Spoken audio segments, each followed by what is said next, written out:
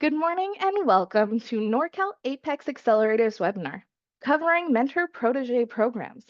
We'll be discussing the Department of Defense MPP and the Small Business Administration's MPP.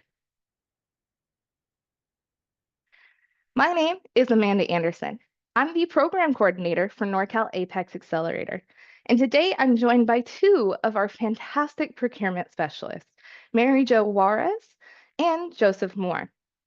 And a little bit later on in the presentation, we'll be joined by a special guest from the SBA San Francisco District Office, the District Director, Chris Horton. I did want to take a moment to introduce you to our two main presenters today. Mary Jo Juarez has extensive contracting experience as a former contracting officer with the Department of the Navy.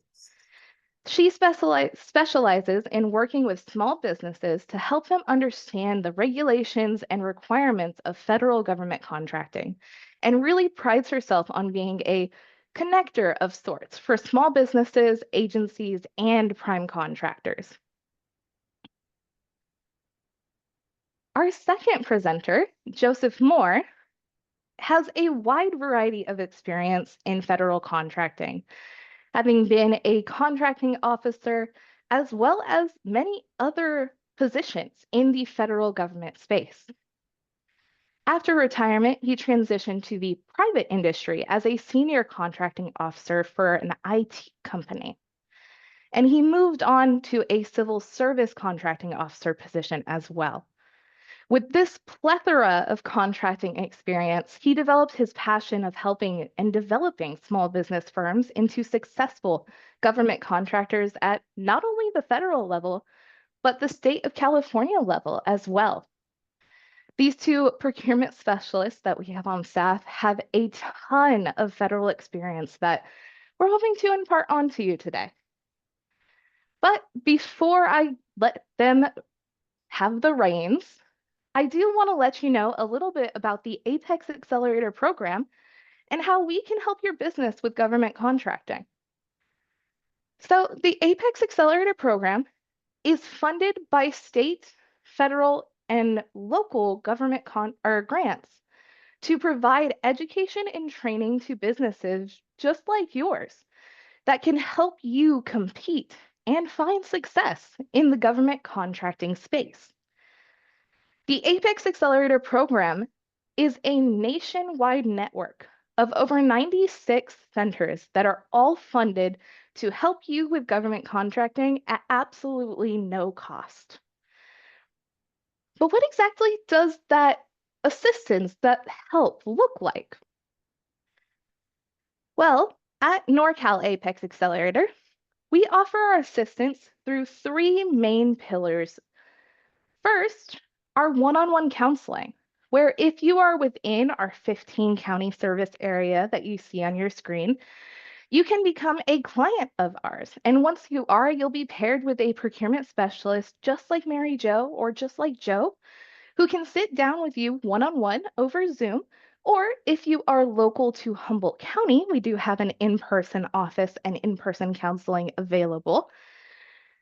But your procurement specialist can help you with anything related to government contracting, from helping you do the initial market research to find out what agencies are actually buying your products or services, to helping you get all of your certifications and registrations in order. And one of my favorite pieces is that we can help you not only review solicitations that you want to bid on, but we can help you by reviewing the bid that you have for that, making sure all your T's are crossed and your I's are dotted. And even better, after you win your first contract, we can help you review the paperwork and make sure you're staying compliant on your contract. Another fantastic service that we offer to our clients is the custom bid matching software. Now, this is a service that our program actually pays for and is able to offer to our clients at absolutely no cost. Remember, all of our services are absolutely free to you. But what this software does is it allows you to sit down with your counselor and define criteria of what you're looking for in a good solicitation for you and your business. Maybe your business is limited by geographic location, or maybe you're working on an innovative project and that the name of that innovation would be what you're looking for in a solicitation. Your counselor can help you really fine tune this criteria and figure out what you need from a solicitation. And then we input that criteria into the software, which scrapes local, federal, and state procurement sites to send you relevant contracting opportunities directly to your inbox. It can take a lot of the time and the tediousness out of finding these opportunities and hopefully further your success in government contracting. And third, are resources and trainings, which you're actually taking advantage of right now.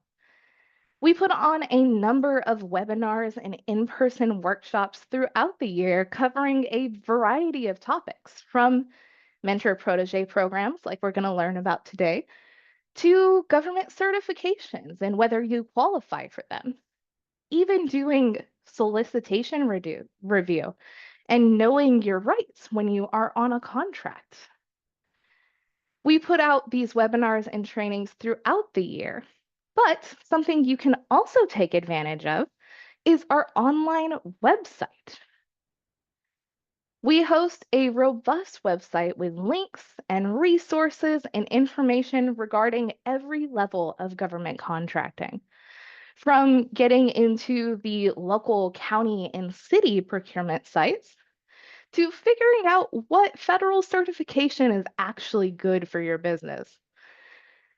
And the best part of these resources and trainings is they're free and available to anyone, whether you're in our service area or not. As I noted, I saw a couple of folks in chat who are definitely outside of our service area, but I am so glad that you joined us, because even if you may not be able to sign up for counseling with Norcal APEX Accelerator, please do remember there are 96 centers across the US that are funded to help you with government contracting.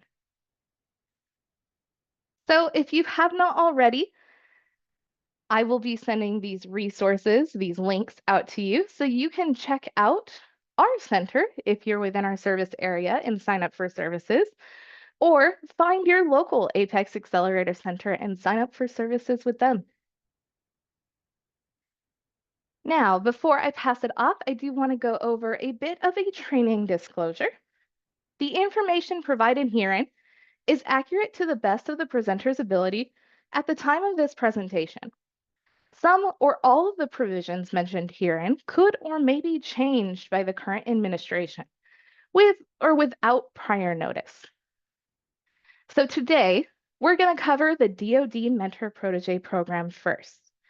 We'll go over what the program is, what the eligibility requirements are, who can participate, and even give you a sneak peek at who the approved mentors for this program are.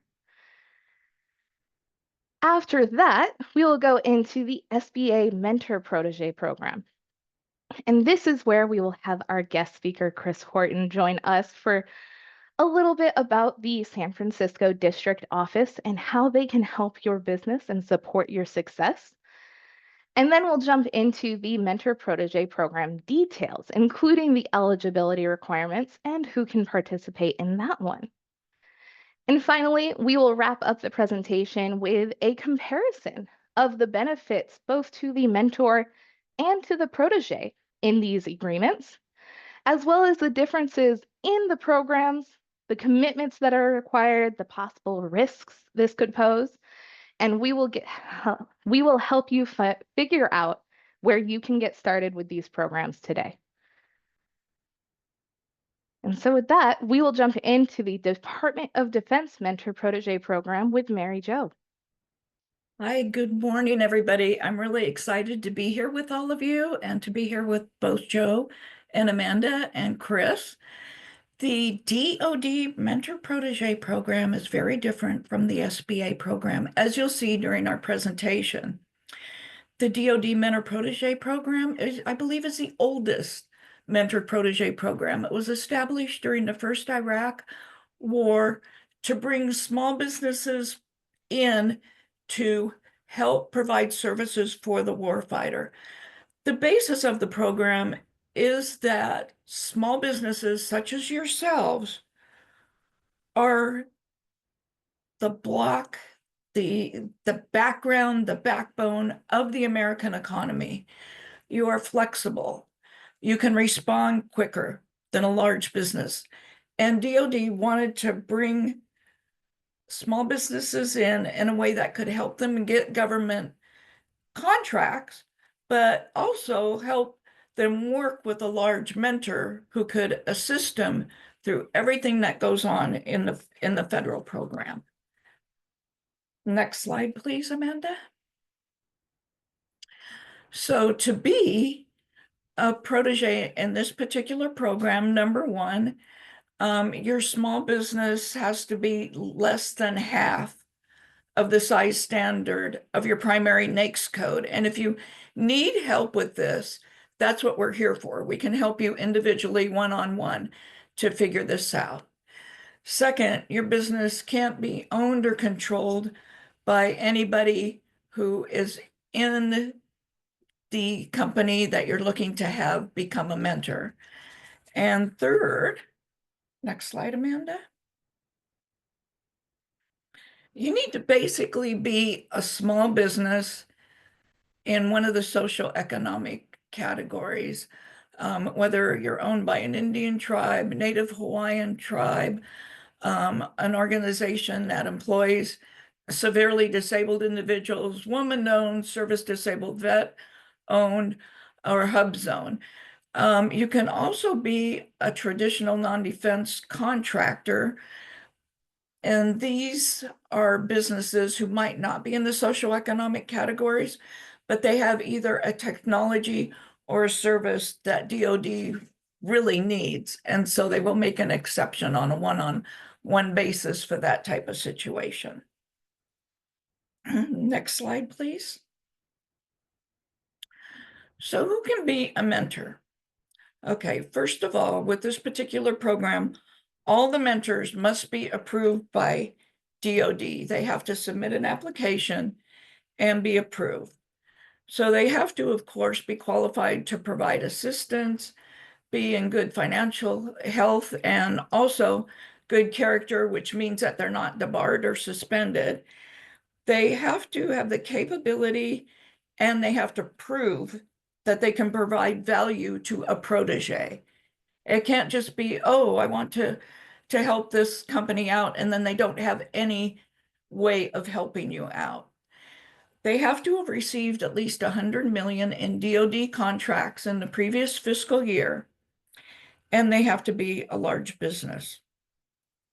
Now, a prime contractor needs to have a subcontracting plan, an active subcontracting plan, at least one. And I'm going to take just a minute and explain the importance of a subcontracting plan. So every time that you are looking at SAM or working with us and you see a sources sought out there, that's the government's way of doing market research to see how many small businesses of different socioeconomic categories, and also how many large businesses can do the work that they're looking to have done. And usually if there's two or more who are qualified, they will set it aside for small business, unless, of course, the project is so huge that a small business can't bond it. There's an issue with national security, or it can be, another example might be like a construction project, which has so many different trades working throughout it that would be really, really hard to find a small business that has the extensive experience in managing a bunch of different trades at one time. Those are just some kind of examples.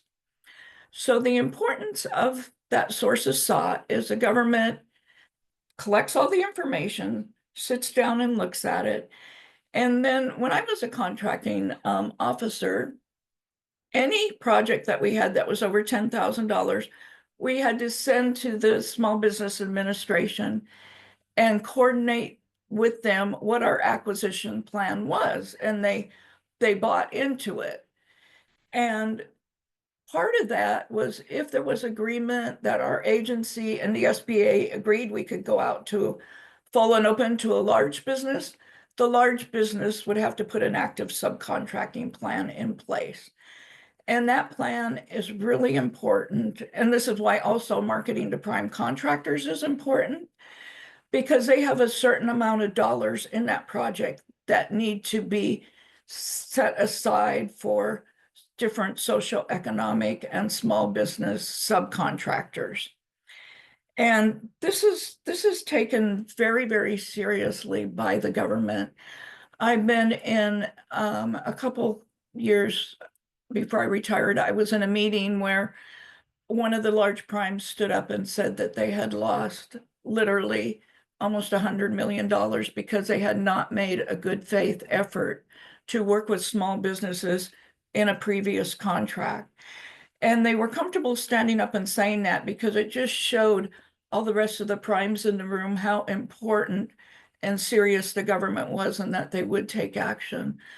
Right before I retired, I sent a letter out to a prime contractor and asked them for $20 million back, where they had not made a good faith effort to work with small businesses to the extent that they needed to. Actually, they hadn't at all. And that prime contractor got in their private plane and flew up here. And they, the obligation was still the obligation, but from that point on, they became one of the best prime contractors to work with as a small business because they took it very, very seriously and worked with small businesses, shared the different things that the small businesses needed. And it just worked out really, it was a very difficult situation that ended up being very good, and years later still is a really good relationship. As I mentioned before, the mentors do need to complete and submit an application.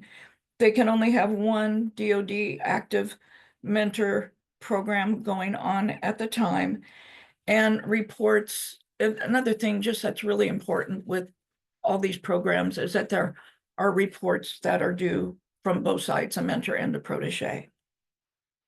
If I can have the next slide, please, Amanda. So this is a list of the approved DoD mentors.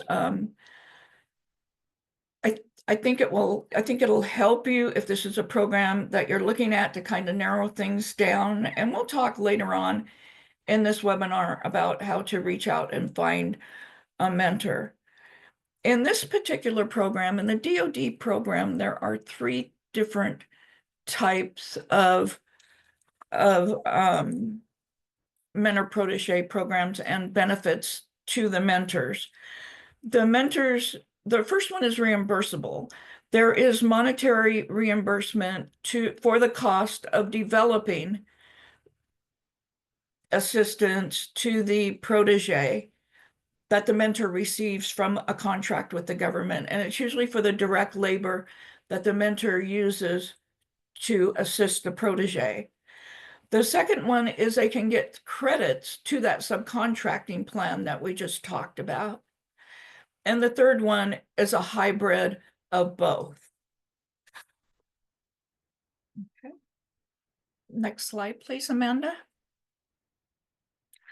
So this slide shows some of the benefits to the Department of Defense.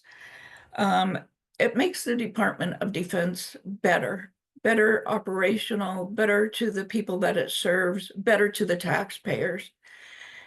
And I'm just going to spend a minute explaining what the mentor will need to go through in order to get this program. So the mentor, as I mentioned before, submits a package for approval.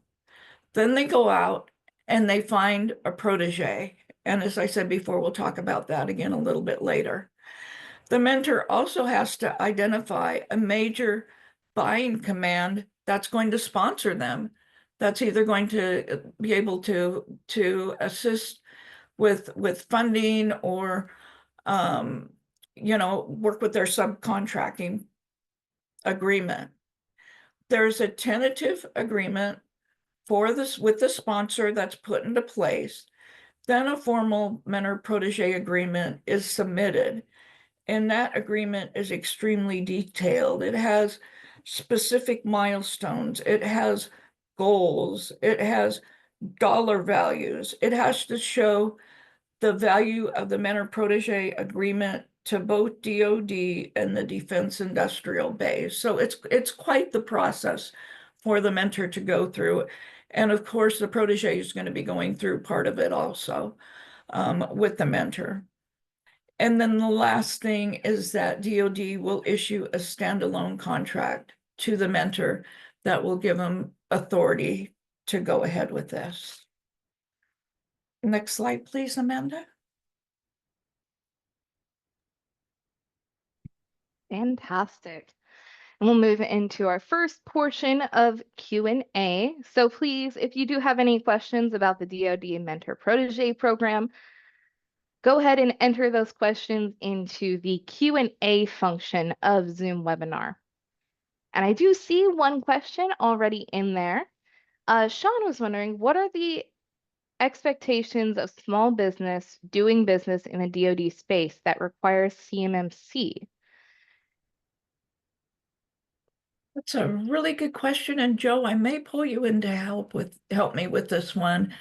CMMC is, I see it every day in DoD solicitations that are coming out. It is a requirement. It's not going to go away. It's something that we can help you with as your counselor. And Joe, can you add on to this a little bit, possibly? Sure. The CMMC program is designed to help businesses obtain their level 1 self-certification and moving on to a level 2 certification, which is all requirements are listed in the NIST 800-171 publication. DoD contracts have this requirement in there as a hard requirement now. And some of the contracts, the way they're worded, you have to have your CMMC level 1 certification in the SPAR system before you can submit a proposal. Others indicate you have to have, you can get your SPAR's certification after you submit a proposal. You need to take a hard look at that because that's a hard requirement. That's a no-go requirement for the review committee of your proposal. If they require it to be in the system prior to your submission of your proposal, then if you're not there, you will not be reviewed for that opportunity. It is a major program that we talk about all the time. Each of the counselors can help you with it. You know, we're going to have some more webinars on CMMC as the changes come out and continue to get evolved. We're under a new format that came out on mid-December right now. So some of the guidance from Project Spectrum is still a little bit up in the air. Awesome. And I wanted to get to an important piece of the question was in relation to subcontractors. How would CMMC and that level 1 certification play if you are a subcontractor? Do you also have to be level 1 certified, or is that the prime contractor's responsibility? The answer is it's a flow down. The clause is a flow down to all the lowest subcontractors. It comes from the prime contractor down to the subs. Each level has to have the appropriate level of certification for CMMC compliance. And so basically, if you're a subcontractor who's subbing to somebody else, then it's incumbent upon you to make sure that your subcontractors also meet this requirement. And this could be something, depending on your relationship and how it works out, that you might have just the basic CMMC level 1 requirement, and it might be something that you could look at requesting that a mentor assist you with going forward and deeper into that. Absolutely. And as Joe had mentioned, we do webinars on CMMC and how to get your level 1 certification. We also have a webpage that I'm going to drop in chat if you guys would like to explore more resources about cybersecurity, as it's becoming more of a topic in the federal space for sure. Fantastic. And then John was wondering, he sees the names of the potential mentors of the DoD MPP program. How would you recommend approaching these companies? As an approved mentor, are they required to have a small business liaison of sorts to connect with potential proteges? A lot of a lot of the prime contractors do have small business liaisons that will connect with you. It's a mentor-protege agreement, and we're going to talk about this a little bit more later on, but it's not speed dating per se, like, hey, Amanda, here I am, let me meet and talk with you. It's more of like a marriage. It's a long-term commitment where you get to know each other and you learn how to work through the good and the bad, which both things are going to happen to you in life, whether it's in business or whether it's in your private life. It's the same thing. So meeting and looking for a mentor is going to take time, and it's going to take effort, and it's going to take more than meeting them one time. Perfect.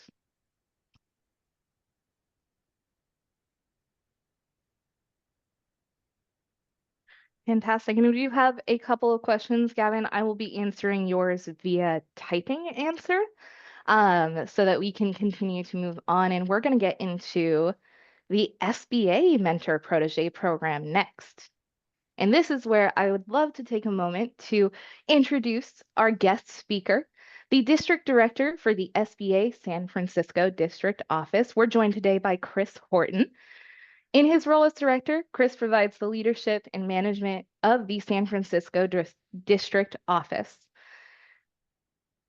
Chris is committed to supporting small businesses in all phases of the business life cycle by meeting them where they are. And he's very energetic and very great to be joining us today. And he is a champion of small business engagement in the federal space. So I would love to invite Chris to turn on his camera and join us for a little bit about the SBA District Office and how they can support your small business. Morning, everyone. Amanda, can you see me okay? Let me go ahead. Yes. I Okay, needed to right. make my little window a little bit bigger. Oh, no worries, no worries. You can go ahead and go to the next slide.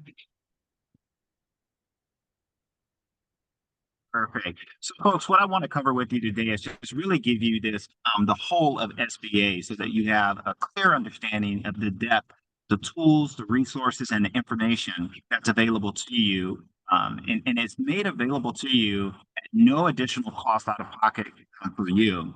When Congress appropriates tax dollars that you have paid to be able to provide these services to support you throughout the business life cycle. When you hear me talk about the business life cycle, it really means meeting you where you are. There are those businesses that are in pre-venture, where they just have an idea of a product or a service that they may be able to monetize. And then you are a startup, right? You're ready to launch, you're ready to start transacting business.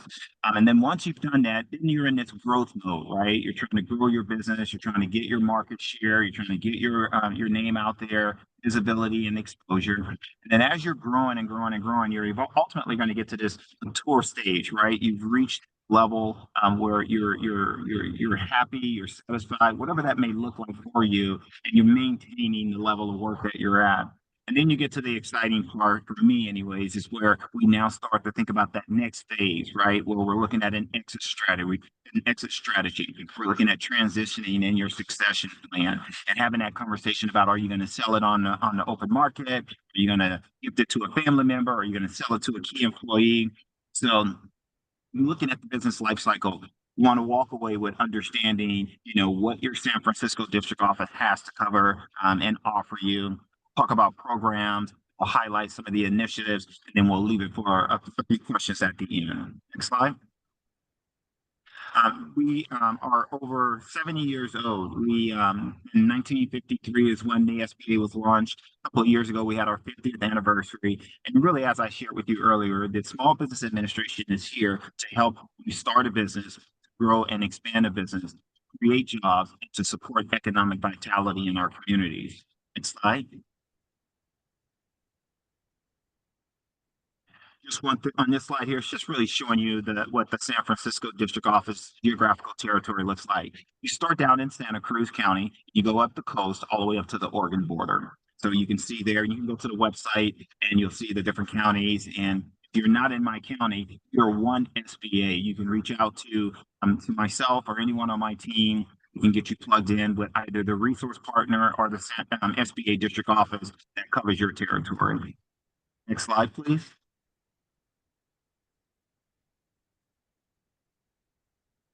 And here's what we're going to talk about, the 3 C's, looking at capital, looking at counseling, and looking at contracting.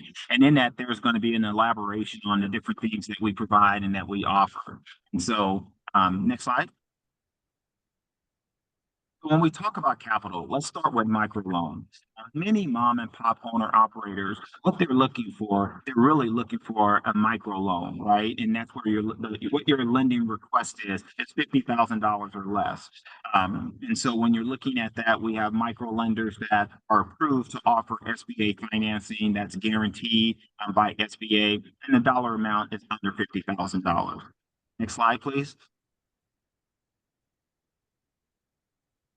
You want to look at our flagship product, right? That's where you got a 7A loan. The 7A, I like to think of the A as 7 applications.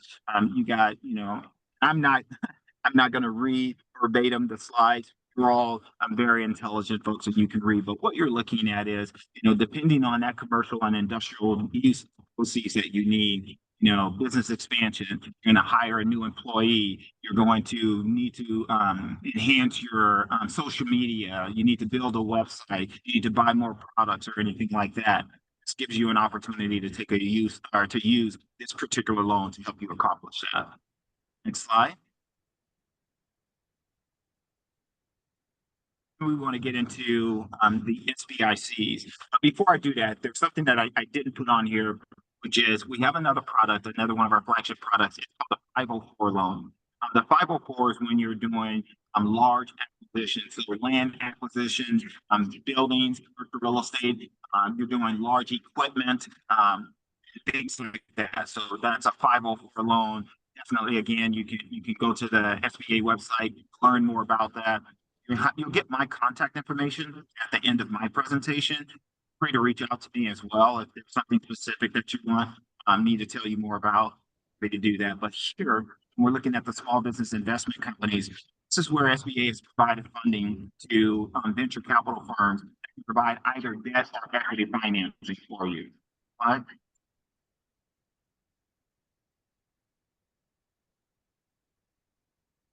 When we get into counseling, there are a multitude of agencies and organizations that we work with.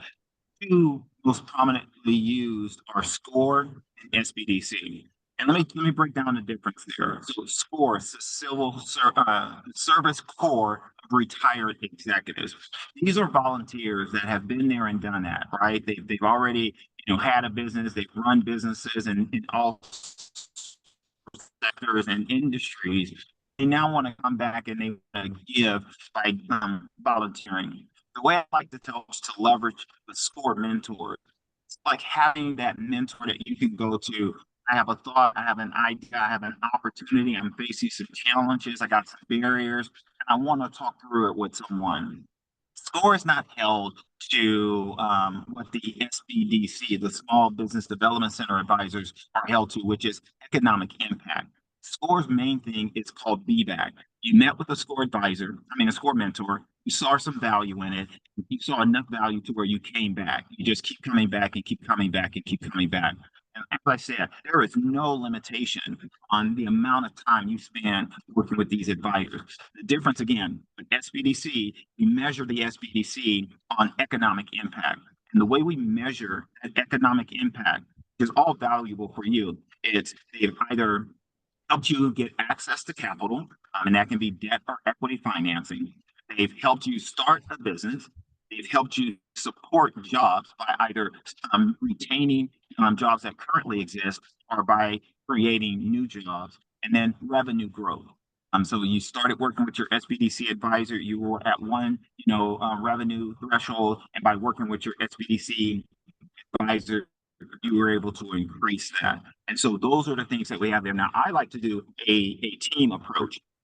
Me personally, I would have a SCORE mentor and I would have an SBDC advisor. And the way you would use it is like this. So you and your SCORE mentor talk about things that you want to accomplish or things that your barriers you're needing to overcome. And when you get there, there's a task that must be done, right? So let's just imagine you're starting a business and your SCORE mentor says you need to get registered with the Secretary of State. So you go to your SBDC advisor now and say, hey, I need to get registered with the Secretary of State. They are able to help you go online, fill out the information that you need, go ahead and get that submitted to make certain that you've gotten registered with the Secretary of State. That's how we can then measure that economic impact.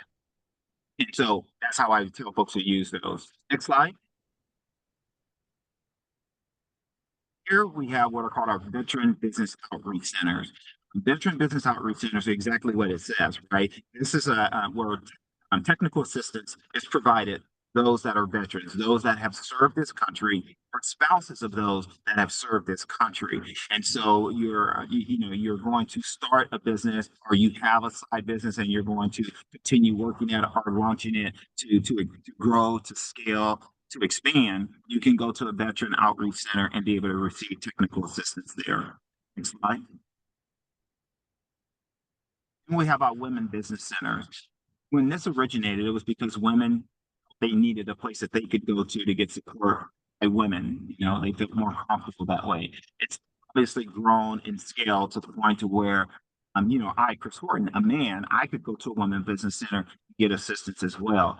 The big thing about what you really want to understand about the Women Business Center that separates them from the SCORE mentors and the SBDCs is that they offer some trainings and webinars and workshops that are not offered by the SBDCs or by the SCORE. So you want to be able to monitor, the offerings that they're providing you. The cool thing is this: imagine if you were in an area, there was no SBDC, there was no SCORE near you, you could go to a Women Business Center and get some assistance there. So think about it that way.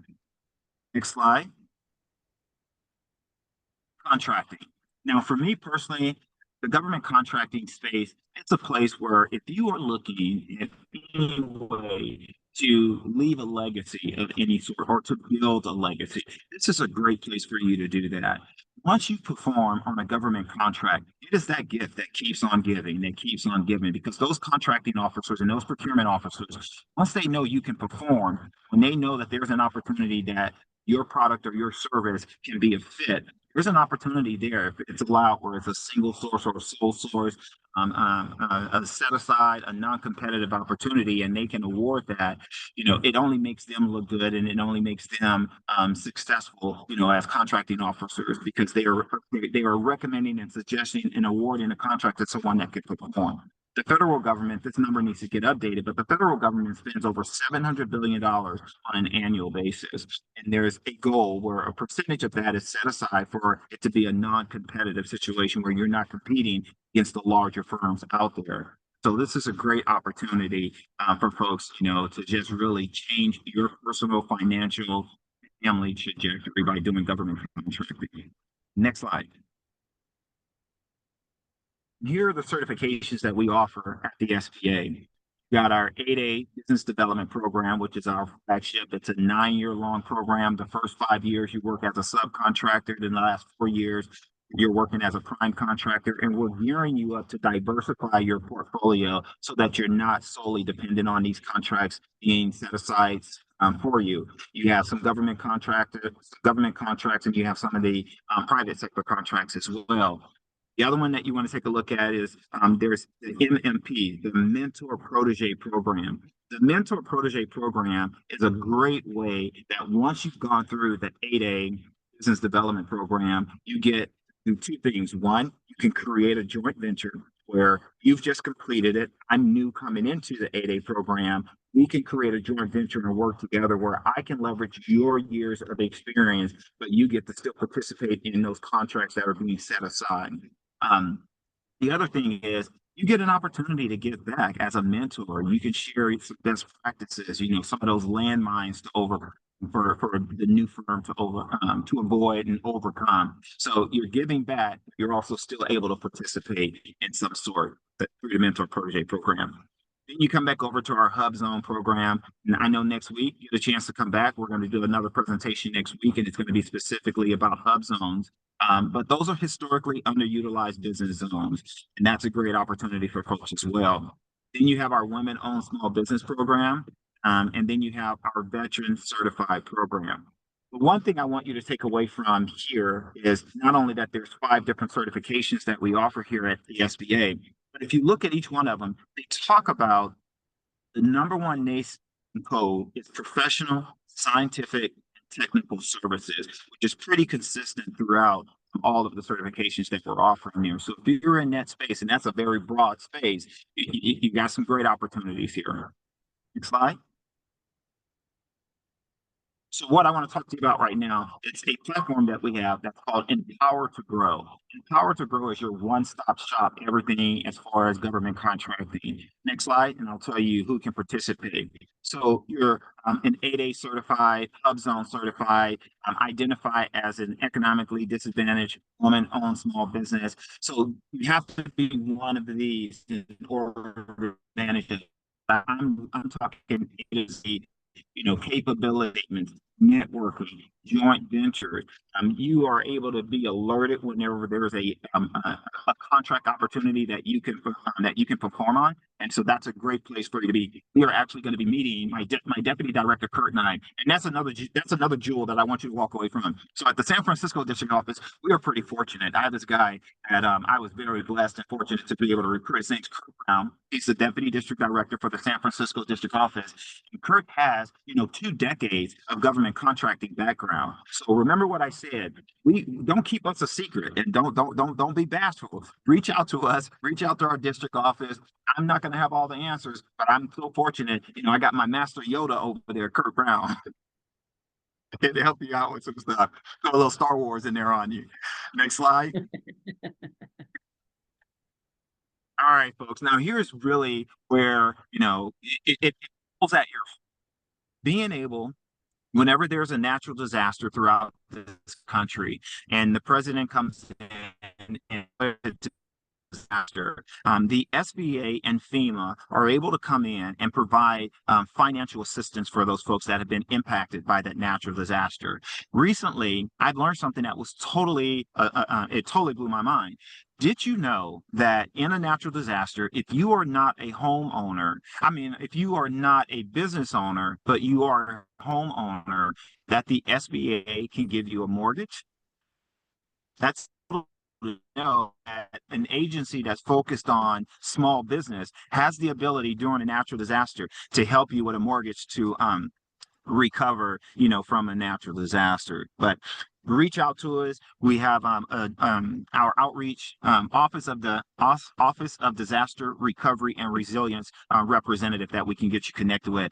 I always tell folks, be proactive, right? Know who you can go to, who you can reach out to if and when that day comes. Don't wait till you're in a disaster and okay, well, what do I do? Emotionally being challenged during a disaster, got other priorities. But when you have this, hey, I can call my district office, I can call Chris, I can call Kurt, I can call, the disaster representative from my area to figure out how I can get some assistance. Because, a lot of times things just fall apart when you're dealing with some natural disasters. But we want you to know you're not alone when you're having any kind of situation like that you're dealing with. Next slide. And then export assistance. So if that is something that your business is doing today or have aspirations of doing, we have our export finance manager, Mike Fazio, would be more than happy to talk to you about that. Now, let's bring this home. Let's talk about something real, right? We're talking about tariffs. We're in that environment, right? This is a great subject matter expert that if you're having challenges, if you're being impacted by it, you want to know some strategies, how to navigate through this storm, these winds, these waves that we're dealing with, however you want to look at it. No, again, we have folks that you can talk to that can help you to navigate through whatever is impacting your business or holding up your business or challenges that you're dealing with in the environment that we're in today. So definitely reach out to us if we can be a resource for you there. Next slide.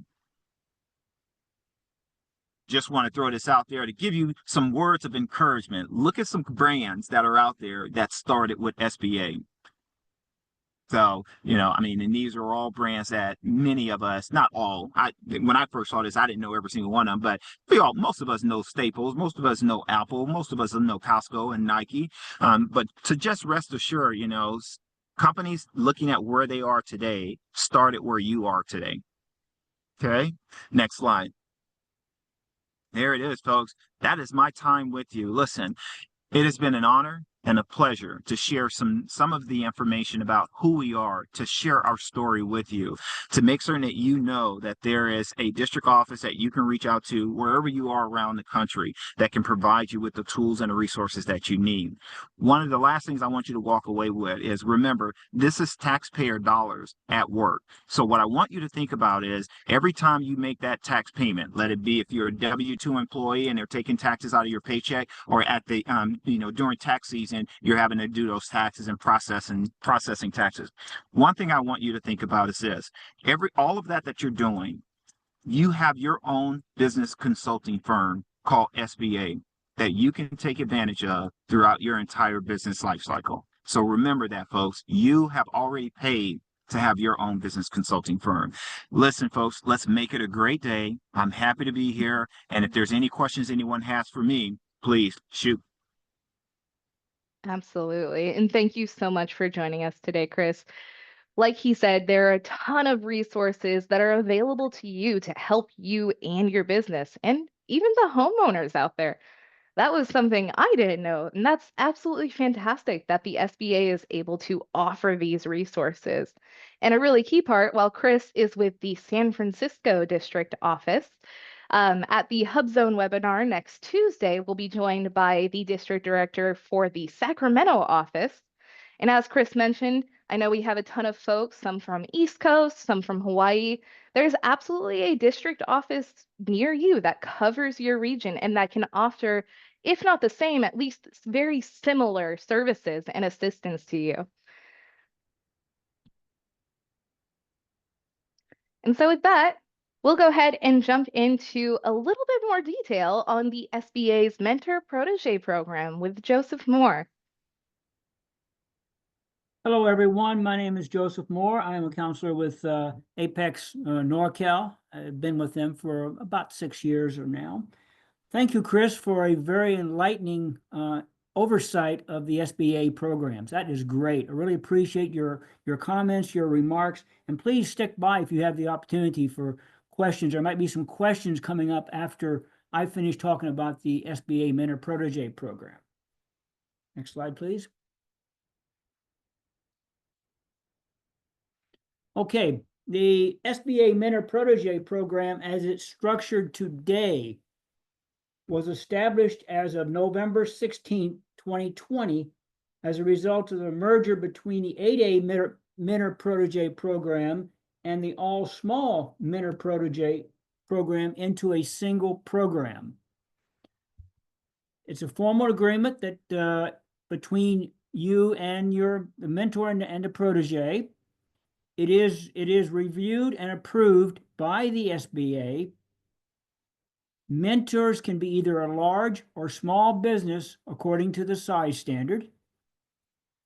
And size standards are established by the SBA for each of the North American industry classification codes. And you have size standards of number of employees or annual revenue. The protege must be small according to the size standard. The SBA term for the Mentor-Protege program is 3 years with a 3-year extension available. There are provisions in the law to where the SBA can extend this Mentor-Protege agreement out to another full term, but that is something you're going to have to work with. You as a business owner are going to have to work with your legal counsel to make sure that you qualify for that. Next slide, please. Okay. For you to apply for a Mentor-Protege program, you're going to have to submit all these documents. Okay. I'm not going to read the list to you. You're capable of reading them. You're going to get a copy of the slides. But just remember, starting out, the first thing, as Chris mentioned, you're going to have registration in the state in which you're doing business. And then that's going to be followed by a SAM registration. Those are the basic requirements that are going to come into play for anything you try to do with the federal government. Being registered in the state in which you do business and having a SAM registration. SAM registrations, by the way, are valid for 1 year. So keep that in mind, because we get a lot of clients come to us for assistance after their SAM registration has expired and saying, hey, I need to get this done today. Today doesn't work in the SAM registration vocabulary. So just be aware of that. So these are the documents you're going to be filling out and submitting to the SBA for your Mentor-Protege application. Next slide, please. Now, the Mentor-Protege program does allow for a joint venture to be created. Again, the joint venture is going to take, 1 second, I'm just trying to pull up the appropriate section of the GSA regulation.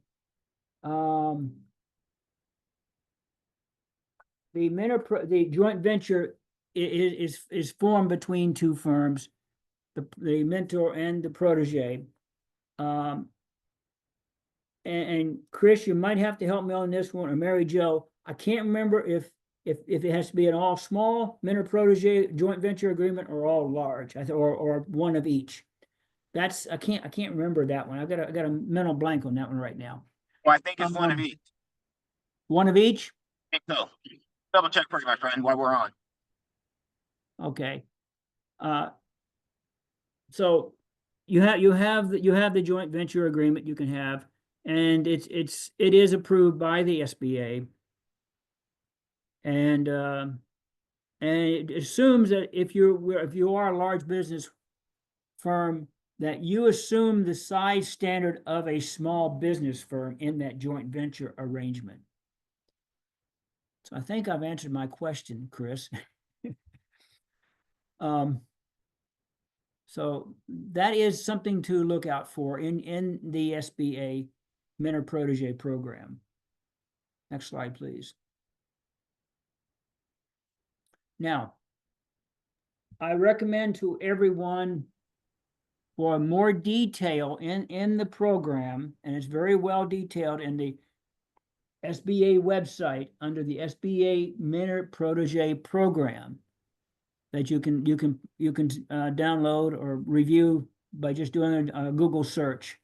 It's got a lot more details in here as to how it's evaluated, how it's put together, and it's great information, and it all runs right in line to what you're trying to do as a business. You're trying to find ways to grow that business to excel in contracts one way or the other. Now, I'd like to see if there's any questions. Fantastic. And we do have a couple of questions. This is a friendly reminder. If you have any questions about the SBA Mentor-Protege program, please enter those into the Q&A section of Zoom. We'll make sure we get your questions answered. Melissa was wondering if it's required to graduate from the 8A program before they participate in an MPP. My understanding is no. No. Do they have to be involved in 8A in any way? I noticed a lot of 8A documentation for the program. Or is that just if you have it, it's good to provide? I would have to go with the assumption that it's good to provide if you have it, but it's not a hard requirement. Yeah, there are additional requirements if you are an 8A. They want a little bit more information from you about your 8A program. Perfect, but it's not required. You can still get an SBA Yes. MPP Yeah, agreement yeah. without being part of the 8A program, though the 8A program is fantastic in its own way. But again, the SBA does, recommend, as Chris mentioned from his chart, that if you're in these different categories, 8A, hub zone, woman-owned small business, economically disadvantaged, service disabled veteran, that you look to do something to grow your business in those arenas by like businesses. Awesome. And one thing I noticed on Chris's chart, it indicated it had 813 active Mentor-Protege programs for the SBA, but 532 of those were created in FY23. What a record that is. That's a 33% increase probably in 1 year. That's great. That's So amazing. it's something good to look at for. And For I don't know if I mentioned it or not, but in the DoD Mentor-Protege program, the last statistics I saw, they only had 192 Mentor-Protege agreements put in place over a 5-year period. Wow. Okay, so And this 532 is in one fiscal year, FY23. Yeah. Yeah. And we're in FY25 now, so it's not that far past. That's great. Go ahead, please. Any other questions? Yeah, Sean was wondering, generally speaking, is there a cost and how much would the cost be if you want to have a mentor-protege agreement? Is there any kind of cost or fees, or do they pay the mentor any kind of money? There's no fees given to the mentor under the SBA program. And there is no cost because this is services that's provided by taxpayer money. So there's no cost for you to apply for the Mentor-Protege program, and there is no cost coming back to, or funds coming back to the mentor under the SBA program. Only the DoD program has a cost reimbursement clause in their contract. but no cost to the protege. No cost to anyone applying. Right. Perfect. Yeah, that's really good clarification. All right, and it looks like that's all the questions we have for now. Okay. Oh, one just came in actually as I was saying that. Good timing, John. Um, John's wondering if there are any examples of the mentor-protege agreements. Is there a database anywhere where someone can go and skim old agreements? I'm not aware of one, but there is on the SBA website, they do have a section where you can view a mentor-protege agreement on the SBA website under Mentor-Protege program. Perfect. So And you can kind of that's review one of it. those blue links. Awesome. And I did drop the link to that Mentor-Protege program website with the SBA in chat if you're interested in checking that out. Good, thank you. Yeah. And then Robert was wondering, for SBA MPP, do you have to have a mentor in mind and already be connected with them before you apply for an agreement? There is, hang on one second, let me pull that specific language up.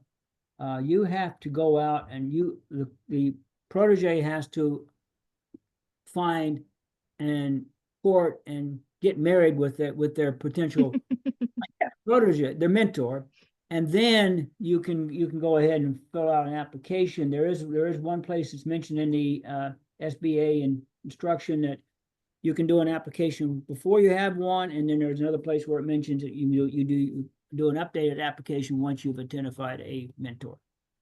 Yeah, so it does sound like you want to make that connection before you get the SBA involved. And we'll talk a little bit more in the next section about how you can find those mentors. Yes. And we do have one more question from Mo, which is actually just what we were talking about. He's wondering how we get in touch with the mentor to start out with.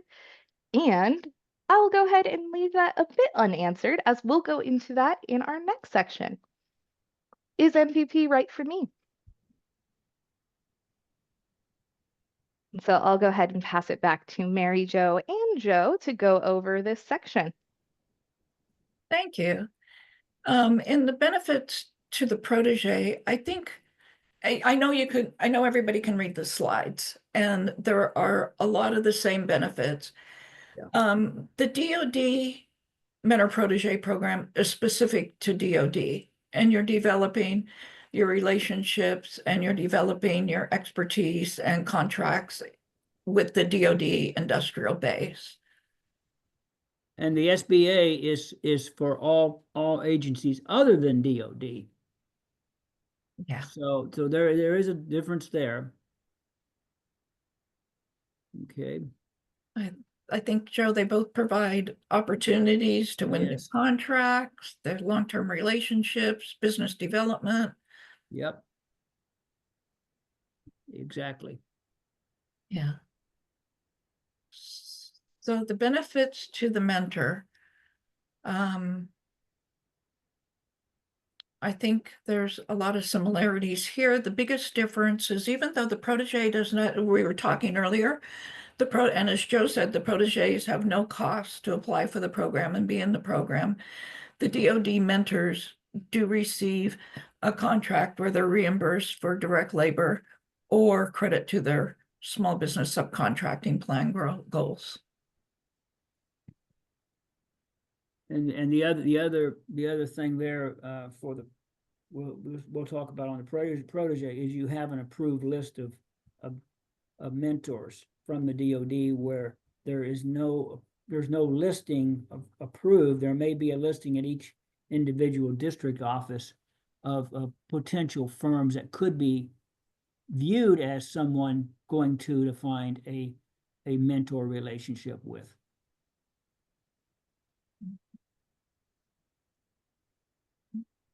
Next slide, Amanda.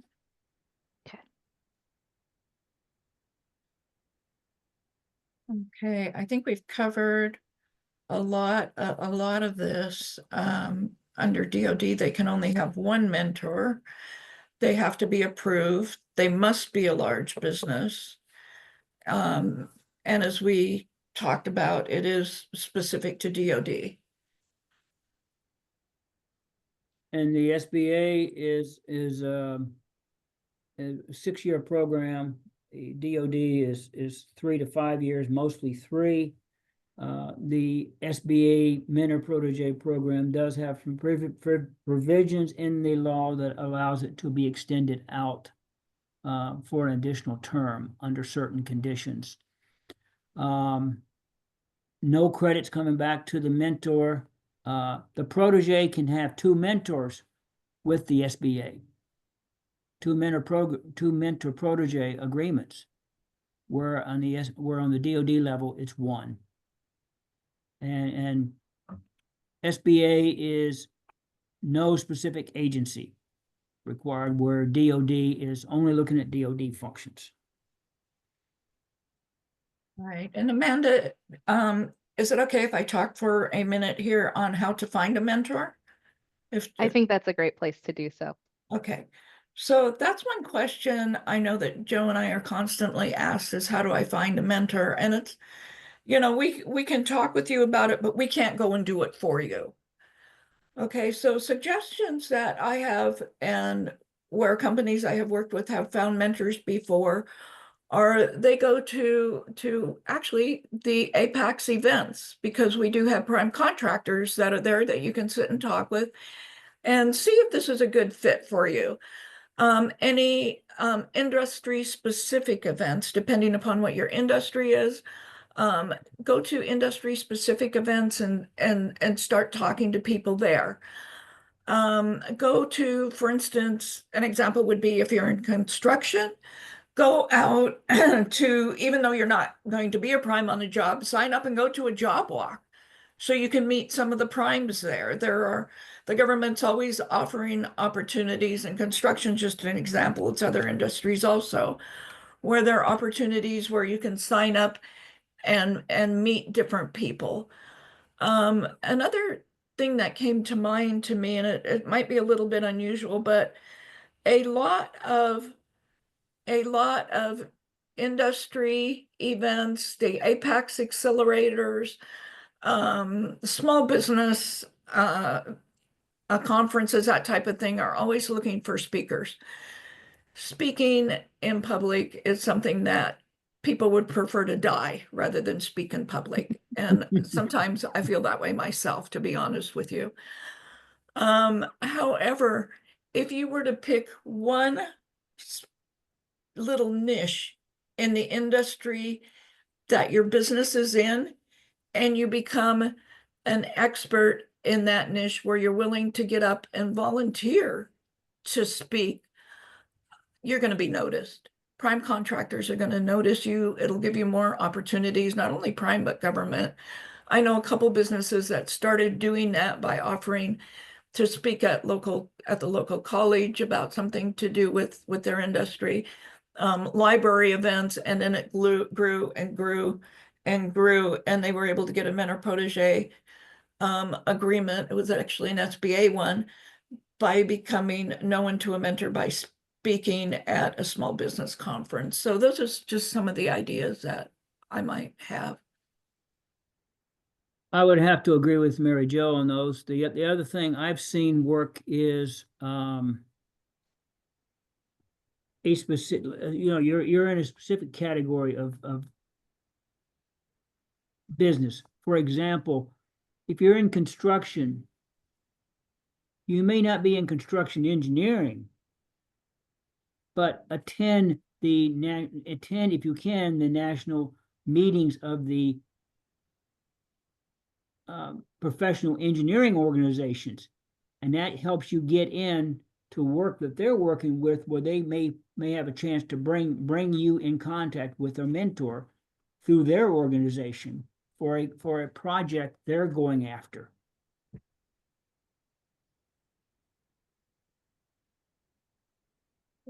Next slide, please, Amanda.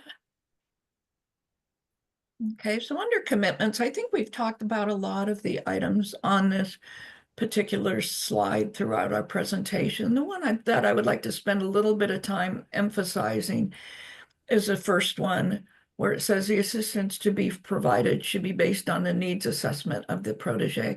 It's your responsibility to know what it is that you need to learn. You need to know what you need to learn more about. For example, if you find that your finance department is weak and you need assistance with accounting, or your marketing, that type of thing, you need to look at your whole business and figure out the areas that you need assistance in. The mentor is not going to be able to do that for you. And when you approach them, that's something that is imperative that you talk to them about, so you can determine with them if they are in fact able to provide that assistance to you and make it worthwhile for you. And as Joe was talking earlier, another excellent one would be CMMC.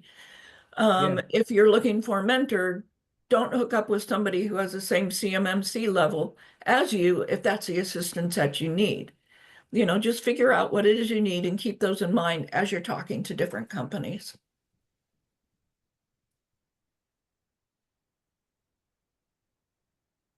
Joe, do you have anything to add to that? Please understand that all these programs are not get rich programs quick. You're going to have to work at them. There are long-term commitments to get to where you want to go.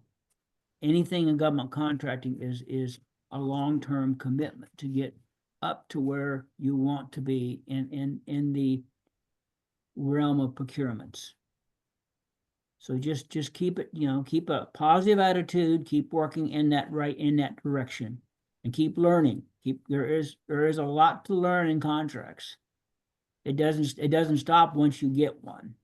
It starts then, because then you've got to realize, okay, I've got to perform this thing, and now I've got to be compliant and complete. So just remember, it's a process. It's a structured process. Mary Jo and I have been through the trenches on pretty much everything you can think of as contracting officers that have come up related to performance of contracts and award of contracts, et cetera. But so it's just use your Apex counselor to the maximum extent possible. And if they can't help you, they will reach out to someone else in our organization to help you. And we do have a national organization also, where we have access to all the other counselors for all the other 97 Apex organizations.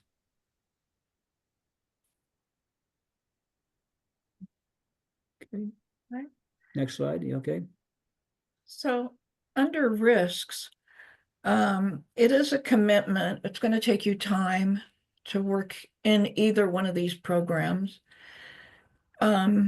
I would suggest putting a system in place for tracking what you're doing, because both programs have metrics and reporting that needs to be done. And it can be difficult to remember what you've done when you're looking back, whereas during busy days and regular life, if you just kind of document what you're doing to meet the goals of the program, then when it comes to your report, you have all the information in one place. You're still responsible, even though you're working with a large prime, for making sure all the regulations, rules, processes, compliance are followed. And under the SBA Mentor-Protege, where remember Joe was talking about how the joint venture is formed between a large and a small, and say it's a woman-owned small, then that joint venture has the ability to go after woman-owned projects, and that gives the prime an opportunity to go into an area and bid on projects with you that they might not be able to. Yes. So you need to take care and make sure that you're protecting your business and not letting a prime come in that is just going to run over you and use you. And I'm sure Joe has had this happen too, but I actually, when I was a deputy for small business for the Navy, I had several Mentor-Proteges, the small business, come in and talk to me about what happened. And I was like, why did you let that happen? Yeah. Don't do that. You're supposed to be learning here. You're not supposed to be giving, yeah, they get an opportunity, but they can't take the opportunity and just run you over and tell you what to do. You're supposed to be learning. You've got to learn to speak up and do something. So. Joe, would you like to add anything to that? I think you've covered the risk very well. It's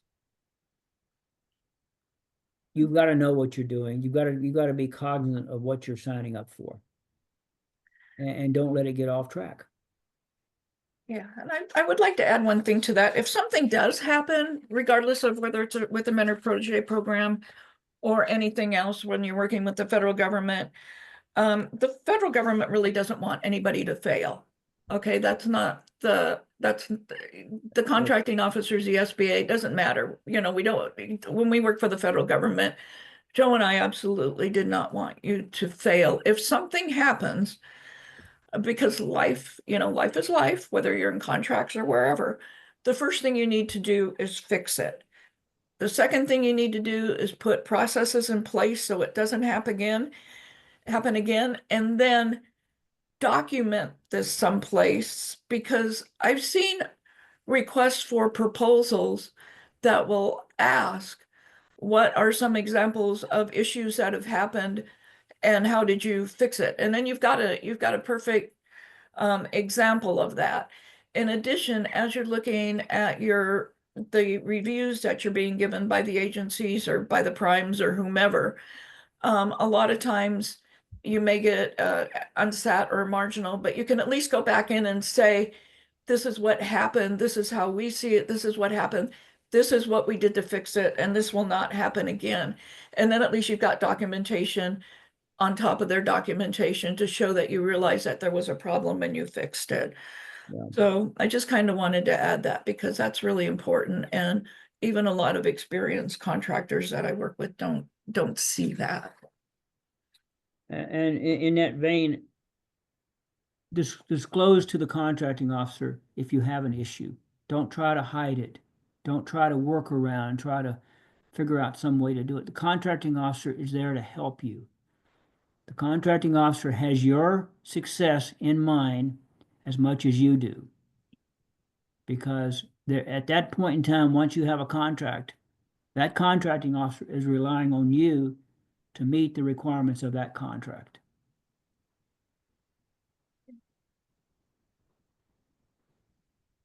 Next slide, please.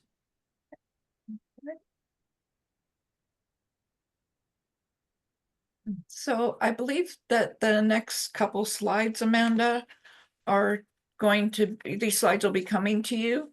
And these slides will be the slides where you can see where you need to go to get started on both these programs.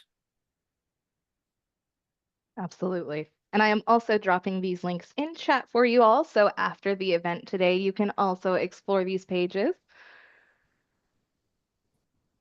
Okay.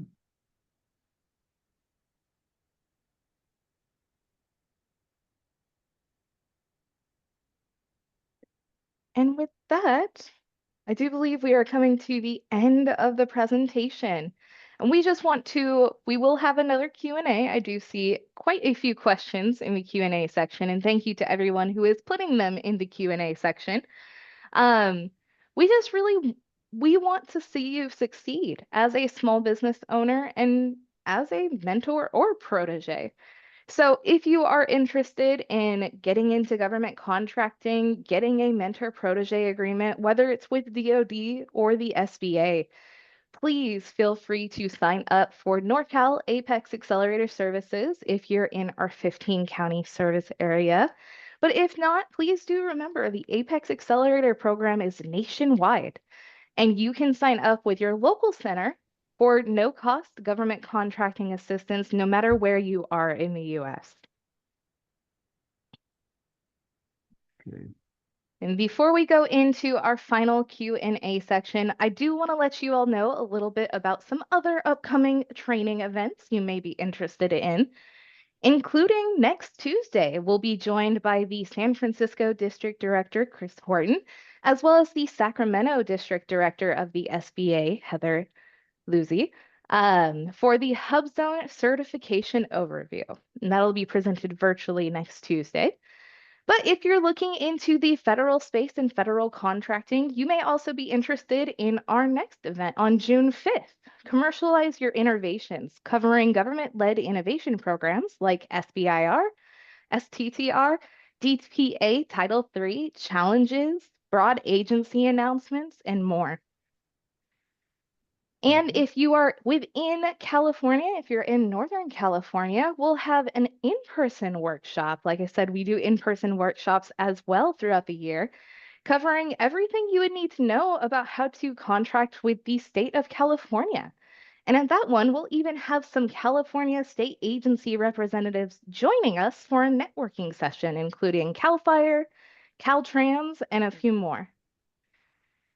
And then at the end of June, we'll be covering subcontracting basics in our Subcontracting 101 virtual training.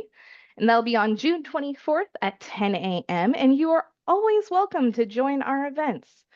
Again, that's one of the ones you don't have to be within our service area or a client to join us. So I do hope to see a couple of you folks at these upcoming events.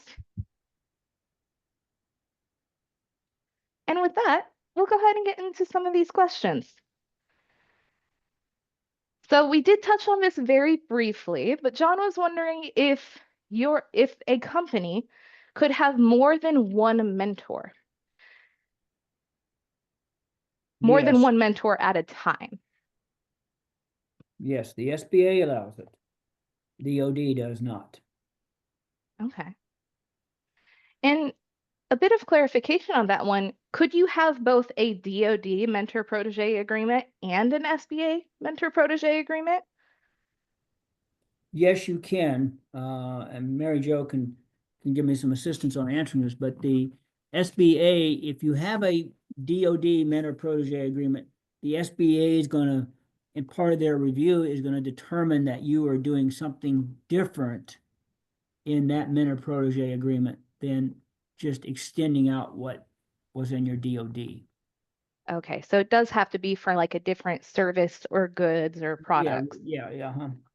And before you consider doing that, take a good look at the compliance regulations and the reporting requirements for both. Because it's a lot while you're also trying to build a business, run a business, be successful at a business. Mm-hmm. Fantastic. And then I believe we touched on this very briefly, but it's back to CMMC. In a mentor-protege agreement, would it be acceptable to expect the mentor to help the protege with their CMMC certifications? Would that be some of the assistance that the mentor could give to the protege? In my opinion, yes. Yeah, I would think so, and Amanda. And I have also known proteges to ask for assistance with their accounting systems, like I mentioned before, to ask for assistance with their HR, to ask for assistance and to teach them how to price proposals in particular, with with the pricing and with writing proposals. I've seen them ask for assistance with a lot of assistance with marketing, and to be able to meet the mentors. How would you call it? The mentors group of people that they usually work with, all of their contacts, the contact sharing type thing. Fantastic. And then we have a question from Jason, wondering if the SBA approves DoD MPPs or if they're completely separate.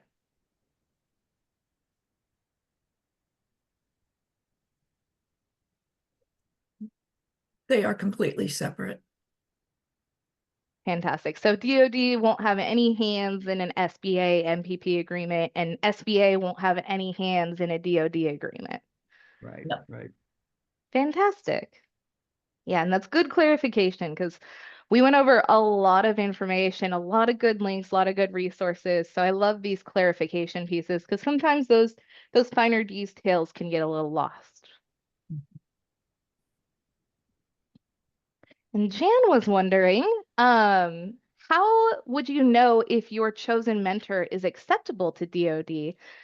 / how can a mentor get on the DoD approved list? They need to fill out an application, and then they will be, if they're accepted, then they'll be put on the list. DoD does upgrade the list on a fairly regular basis. But again, that mentor is going to have to meet the guidelines of that Right. application as far as the dollar value of contracts and everything else. Yeah, Yeah. perfect.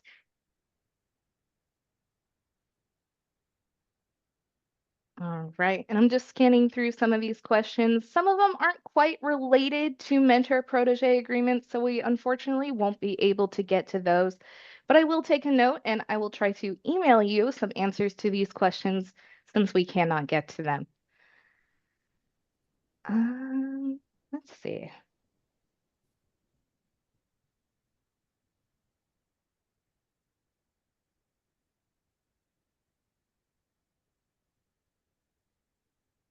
Yeah, so it looks like we're just about out of questions regarding the mentor-protege programs we have discussed today. I would love to leave it on final tips and tricks for developing those relationships with prime contractors. Joe, Mary Jo, I'd love to have you provide just a little bit of advice to our audience on how they can go about this. I know we touched on that a little bit.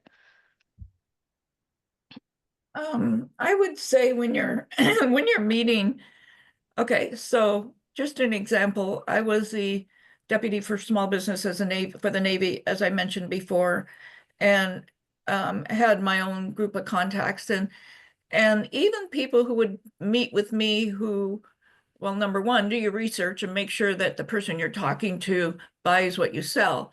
But number two, if you're just talking to somebody casually at a dinner table at an event or something like that, and you know they can't help you, just ask them, who in all the people that you know, can you give me a contact or refer me to somebody else who might be able to help me? Because I have found that one person leads to the next person, leads to the next person, and somebody who's actually in that particular arena might be able to help you better out than sitting and guessing on your own sometimes.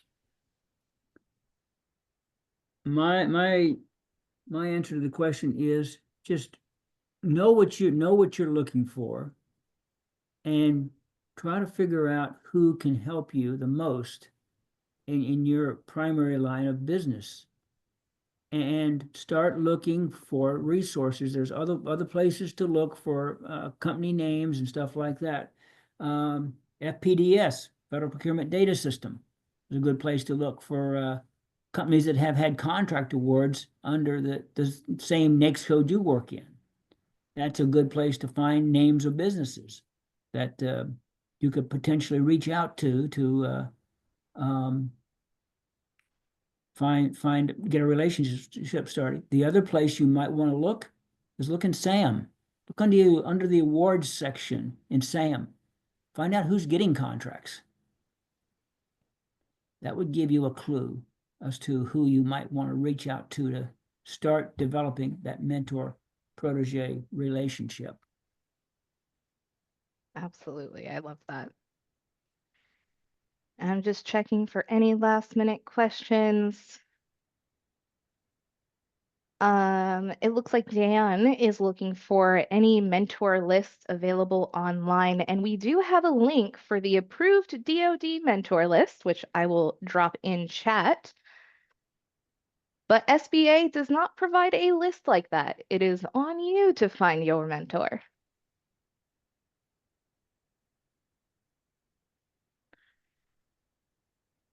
And then one other final question that came in.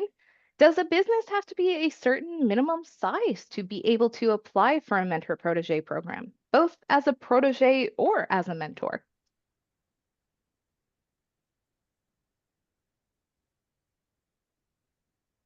And Amanda, I think we kind of covered that a little bit as we talked earlier.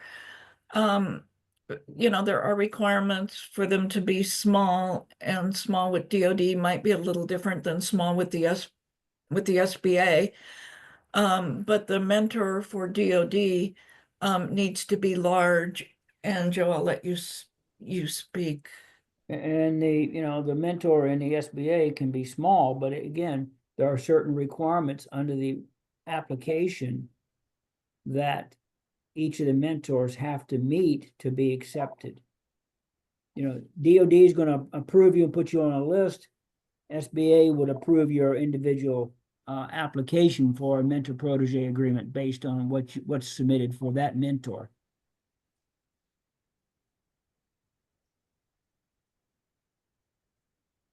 Fantastic.